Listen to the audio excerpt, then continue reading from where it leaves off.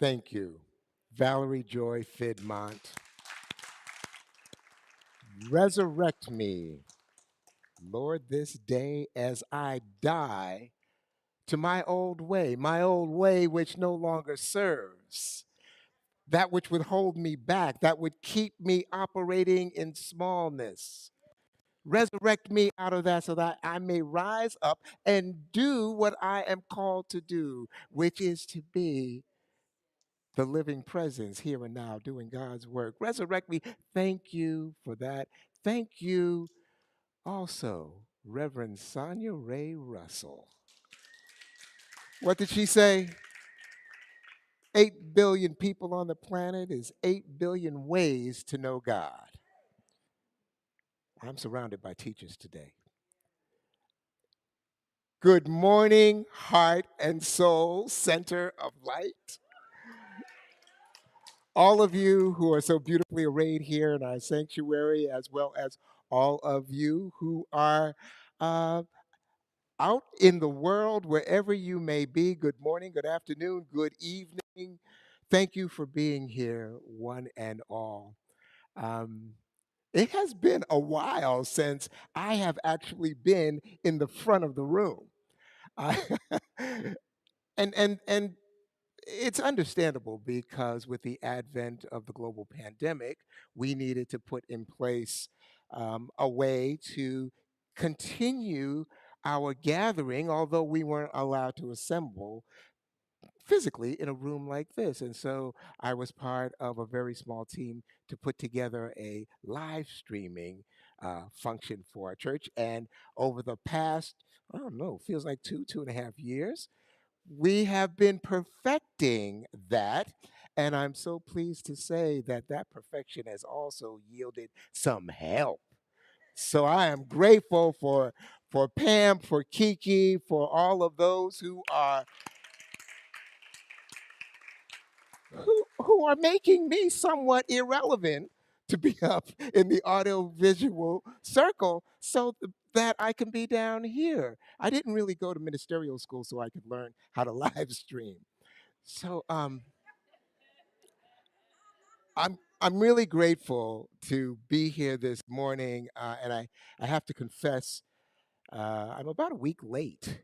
I was actually supposed to deliver the message last Sunday, and it's sort of embarrassing because um, I although I was going through something which I'm going to talk about in a little bit of depth and detail, um,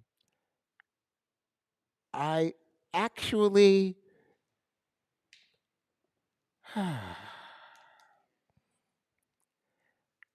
I needed more time to heal, is what it was.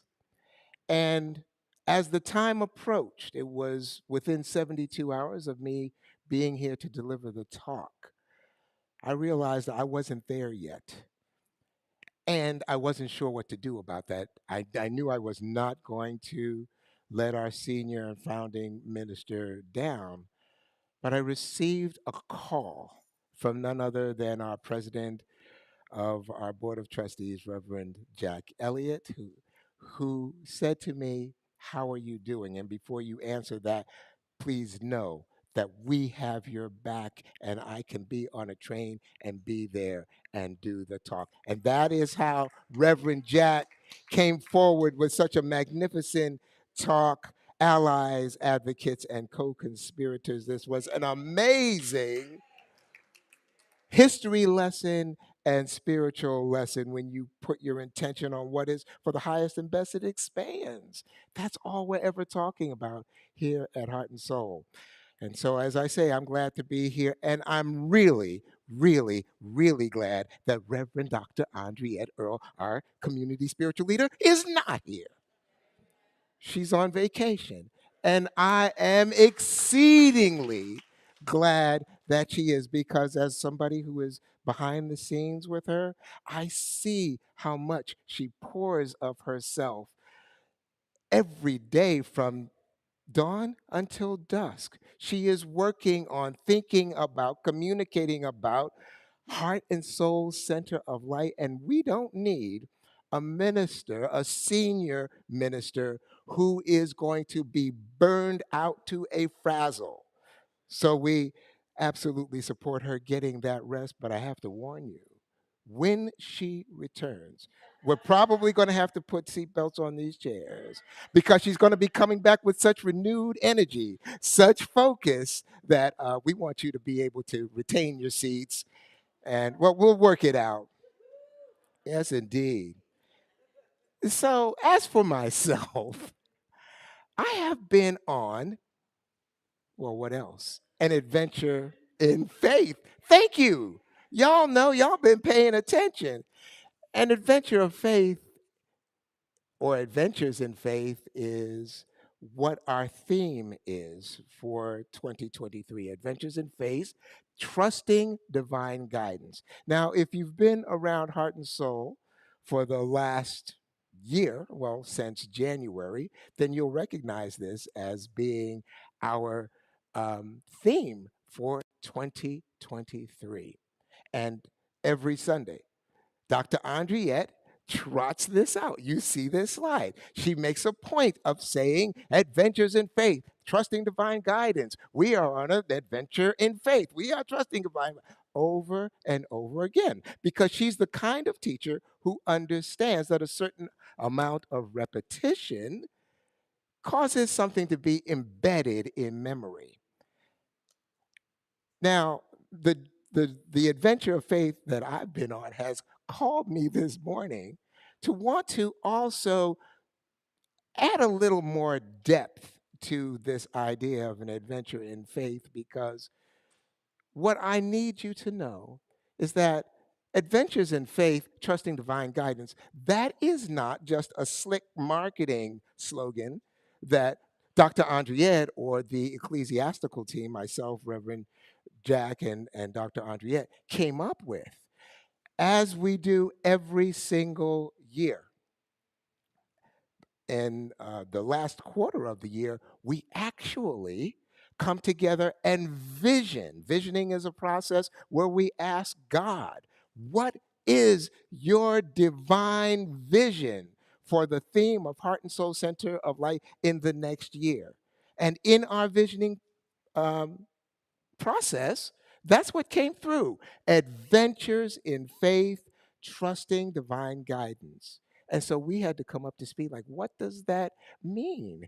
And in all of our trotting it out, it's important to really focus, I think, on this word adventure because it can be a little bit slippery.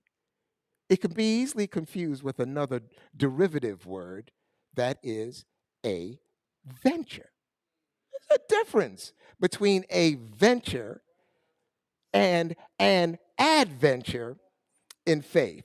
So, what I want to do is, with your permission, go on a little bit of a deep dive here and talk about. Let's take a look at venture. Here's a venture, right?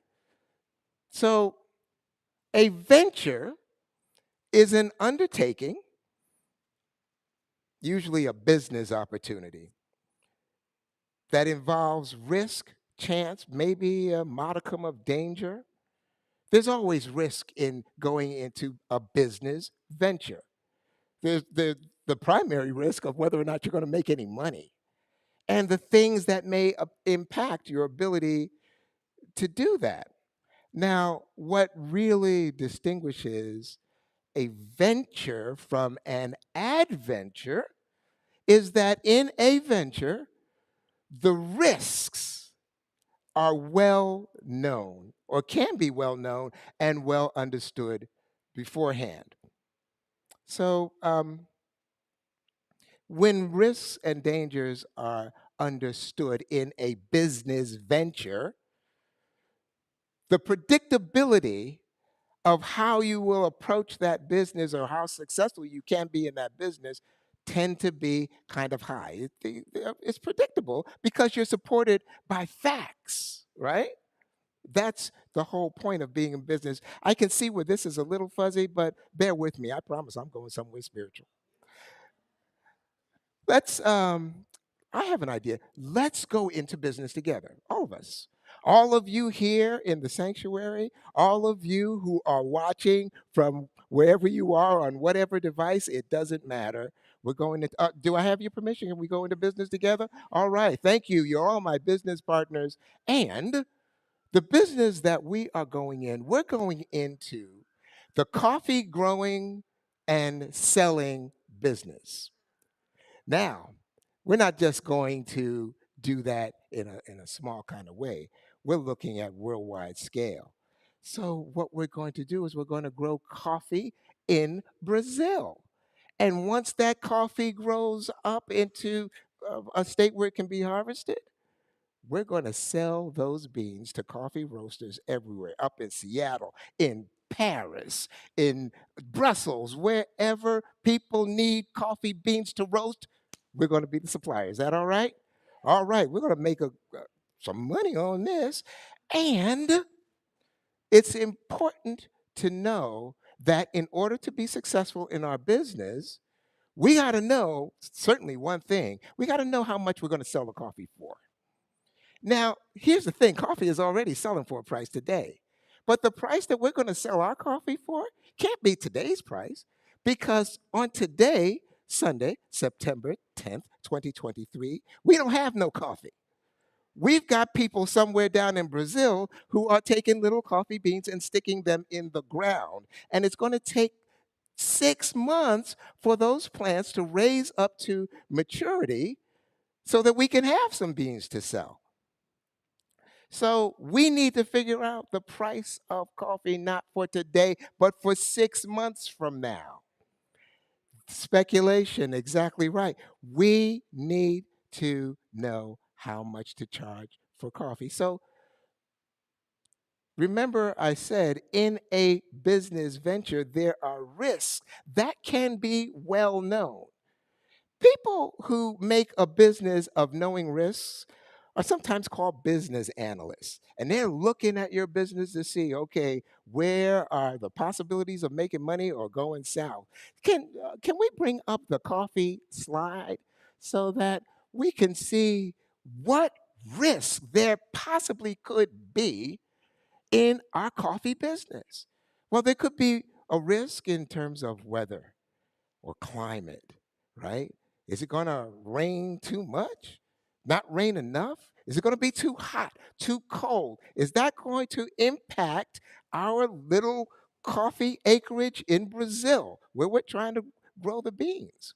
And what about the stability of the government in Brazil? What's going on down there? Are they on the verge of perhaps some kind of military or political coup that can upset the way they do business and impact our ability to make a profit or mess with our supply chains in some way? Is there a possibility that there could be a regional conflict, if not in Brazil, then nearby, that would somehow bump into our ability to do this business, to raise the coffee? What about labor problems? Now, because we are spiritual people, we know that we are going to be fair to our laborers. We're going to pay them well. We're going to treat them well.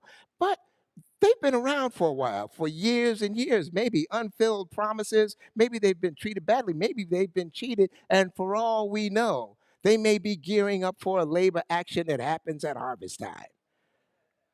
That will interfere with our business. These are risks and knowable facts, along with crop histories regarding coffee.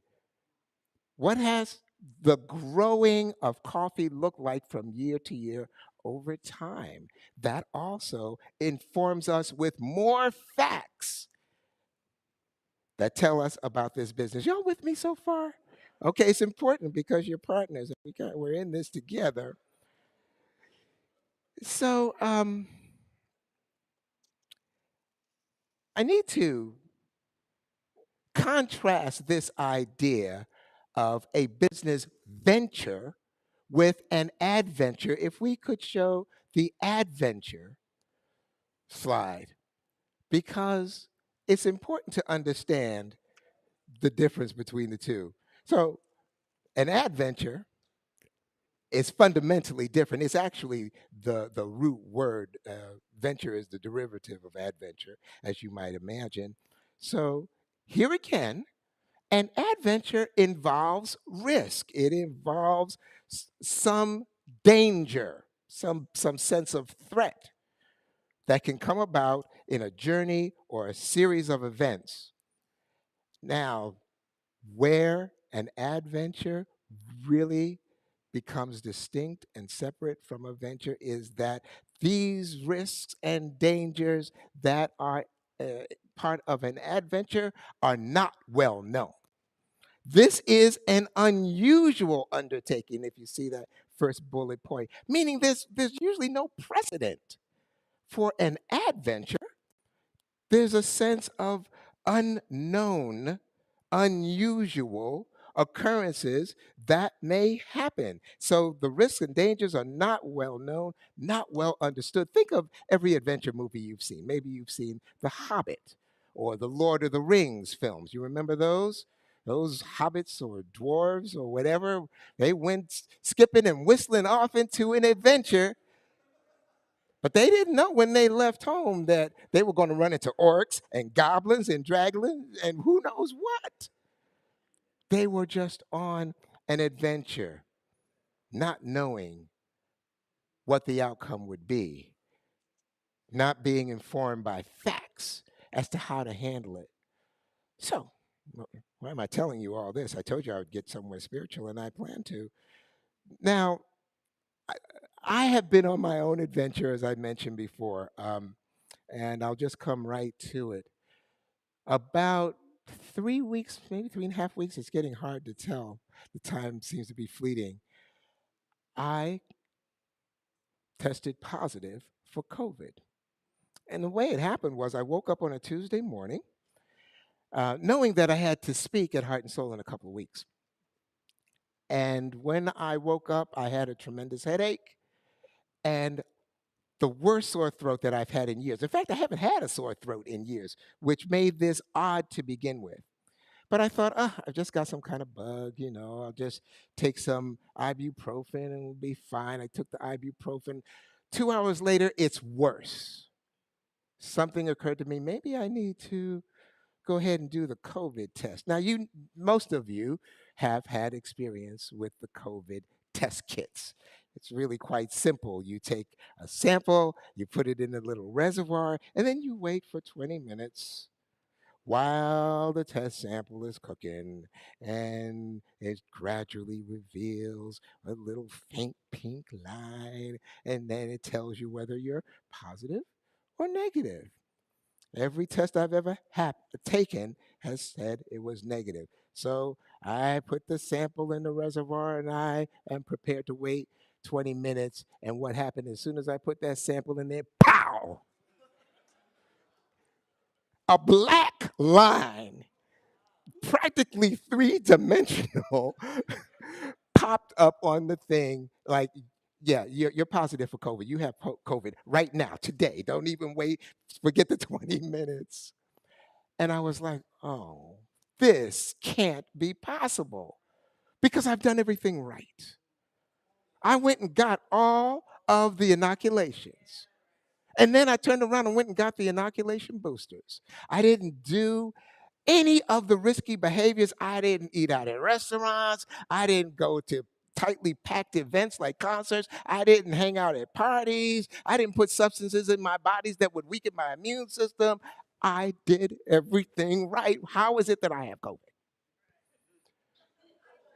So I'm feeling some kind of way about it. Anyway, I do the right things. I notify the people that need to be notified, call my doctor. And my doctor said not to worry. Fortunately, you are inoculated, but because of your age, we want to put you on this medication that's going to help things. And so I go get the medication, and I'm thinking, whoosh, that was a close one. I'm glad we got the medication because I'll breeze right on through this, be ready to talk at Heart and Soul in a couple of weeks. And I took the first dose of the medication. You have to take it twice a day, 3 pills at a time. And by the end of that day, when I went to bed, I felt horrible. And I'm thinking, well, the medicine just has to kick in. By the time I wake up in the morning, everything will be fine. When I woke up the next morning, the pain and discomfort I was in transcended everything in my experience. My throat felt like it was being simultaneously crushed and incinerated. I also had lost overnight the ability to swallow. So that meant I couldn't eat. I mean, it wasn't like I didn't want to swallow because it hurt. Yeah, my throat hurt. I could not, whatever the reflex is that gives you that ability, I couldn't do it. So now I've got problems. I can't eat. I can't even manage the saliva in my mouth. Too much information, I know. But this is now a problem. So I'm going, well, I'm going to take the next dosage of the medication. I take it, and then it's like it fell off a cliff with how bad I felt. Something told me, because I'm isolating and I'm getting weaker, go look up this medicine. Make sure you're not overlooking something. Are you taking too much? Are you? Looks like you're following the directions. I went online and looked up the medicine, and the medicine says if you are experiencing painful, sustained pain, constriction of the throat, problems breathing, and an inability to swallow, stop taking this stuff immediately. Turns out I'm having an adverse reaction to the medicine, and it's practically killing me. So I stopped taking it, obviously, because the next step was hospitalization. We don't want that. And as the hours are going by and I'm going through the next couple of days, the effects of the toxicity of the medication are wearing off, and I'm feeling somewhat better. I'm regaining the ability to swallow, and I'm able to eat something. However, I'm also now starting to feel what COVID really feels like. I wasn't feeling COVID before. I'm feeling medicine poison or whatever. So I happen to live with the best wife in the world. All due respect to wives everywhere, it's just that my wife is best for me. Yeah. My wife Betty took such excellent care of me, and we're isolated in separate rooms. And when she is checking on me, she comes into my room kind of dressed like an astronaut. She's like, "Do you need anything?" And I'm like, "I didn't need anything because I didn't have an appetite, but I think I needed to talk." So I told her, actually, I kind of dumped on her all of the anger and disappointment and sadness that I had about this major inconvenience of having COVID. So I did everything right. I took the inoculations. I took the inoculation boosters. I didn't do any risky behaviors. And she listened patiently because that's how she is. And after I was completely spent in telling the story, because you have to understand, I was in the story. You know what? Do we have the slide of the little fella? Yeah, that's me. That's my photograph. That's where I was while I'm telling Betty how terrible it is. Why has this happened to me? I don't deserve it. Something's wrong with the whole universe. And so Betty, after listening, there was sort of this moment of silence, and I'm sort of like stewing in it. And she says, "Okay, so let's review. You you got the inoculations, you got the inoculation boosters, you did everything that you were supposed to." I say, "Yeah, I sure did." And she paused and she said, and I quote, "And what about your spiritual boosters?"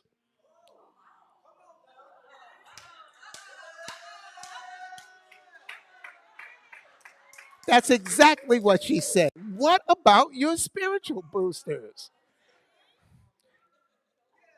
I want to tell you something. It is not easy becoming a minister. It begins with and a kind of exorbitant expenditure of money so that you can go to ministerial school. Then you have to read more books than you ever thought was in print. You have to write more papers than you ever thought you could type. You have to learn about comparative religions, psychology, ministerial ethics, and for crying out loud, quantum physics. I mean, all of this stuff takes years of focused learning, learning how to speak in front of a crowd, all of it.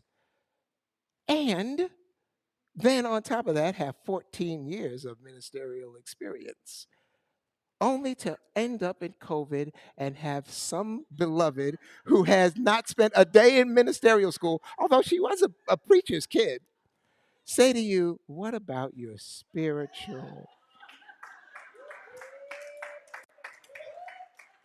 It just goes to show you. See, Betty recognized that I wasn't having an adventure in faith. I was having an adventure in facts. The facts that supported my ideas of why it shouldn't be happening to me. Now, this is not new. I want to I want to talk about these spiritual um, boosters a little bit. Can we see the slide that has the web of faith? So this is a slide that I came up with to support the idea that the spiritual boosters are all those little diamond shapes in black. It's your kindness in the world. This is all the things that we need to be and to do in order to have proper relationship supported by faith so that we can know something beyond facts that can carry us through to what we're supposed to know. Something about gratitude, living in a state of gratitude, living in a state of grace and remembering to pray, being of service to others, giving and receiving, meditating, being loving and compassionate and kind. All of these and many, many, many more. I could have filled up dozens of slides and still had room. What did Reverend Sonia say? There are 8 billion ways to know God. These diamonds are ways to know God. But it's not uncommon that people have been confused about being on an adventure in faith. In fact, it goes back to scripture. I want to talk a little bit about John 11. Now, this is a story that most of us know. It is the story of Lazarus, Mary, and Martha, who are siblings, and they are also very good friends of the master teacher, Yeshua. Now, scripture tells us that Yeshua loved Lazarus, loved Mary, loved Martha. They were exceedingly tight. Now, you might think, well, they're just a kind of a warm and fuzzy family group. And I'm sure that that has something to do with it. I'm sure that there was a sense of camaraderie. But there is enough historical context to point to the fact that Mary, Martha, and their brother Lazarus were probably also patrons of his ministry. They supported him in one way or another, either financially, through service, and that was the bond that held them together, the love that bound them together. And so Lazarus, as you may recall from the story, became sick, and Yeshua was at some distance away. And Mary sent word to Yeshua to say, I need you here, because if you're here, my brother will be all right. And Yeshua set out, but he was delayed in getting there, so delayed, in fact, that Lazarus died and had been dead for 4 days by the time he showed up. What is instructive in this bit of scripture is how Mary responded when she saw him. Now you have to understand the relationship. Nothing had really changed. Mary still loved Yeshua. She wasn't about to get up in his face and said, "Where the heck were you? I called you and you didn't come. Look, he's dead now." She fell at his feet, prostrate in her grief, because she's like, "I don't understand this. Wherever you have shown up, remember when you showed up in Bethesda, the man by the water, you just told him to pick up his bed and walk, and he was healed after being down for 38 years. Remember the woman who had the issue of blood? All she did was touch the hem of your garment, and she was relieved of that condition. Remember the man who was tormented by the insane demons of insanity, and you cured him. Wherever you have gone, where there have been living people, healing happens. Why could you not be here?" That was the way she was feeling. She also was feeling some kind of way because those were the facts that she understood. And so Yeshua had to do something different. He had to have an adventure in faith. He had to do something unusual. He had to be something unusual that had not been seen before. And so they went to the burial place and he asked them to remove the stone. They rolled the stone away, moved the stone out of the way. And he stepped forward and he looked into himself and he began to pray. And he said, "Father, first of all, I thank you for hearing me." He was in gratitude, one of those black diamonds that you saw before. And but by being in gratitude and acknowledging that connection, he was absolutely saying, "You and I are one. We are always in communion. There is no separation between us." He was establishing the right atmosphere and the right framework to understand his relationship to absolute power. And he says, "I know that you always hear me, but for the sake of those who are present, who are yet to be on this adventure in faith, I need you to allow your power, your way to move through me in a way that they can understand so they can walk away with some facts that can support them until they get where they need to be in faith." And of course, you know the rest of the story. He called forth Lazarus, and Lazarus came out wrapped in burial clothes. Now, it doesn't matter to me whether you believe that literal story or not. I've heard people say, "Well, he was actually in a coma." Yeah, I have no idea. Wasn't there. But I do believe in the power of faith. And this was recorded and has withstood the test of time for 2 millennium for a reason. So, this faith is a state of being brought about by remembering our relationship with God. And what else do I want to tell you about that? The spiritual boosters that I shared, they're not distractions from your normal living. They're supposed to be part of your normal living.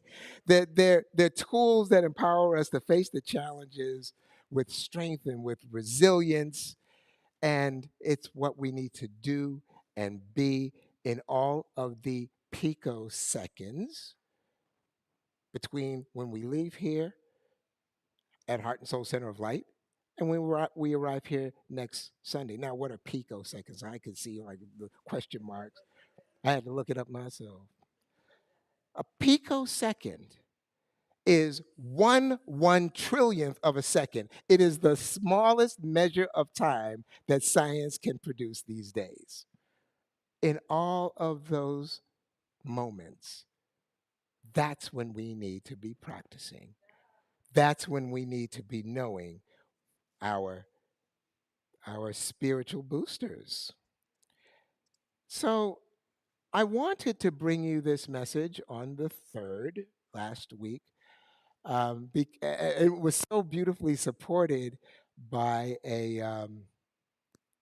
the writing by Dr. Daniel Lee Morgan from Guidance for a Spiritual Journey. And I want to bring it up anyway because the date doesn't matter.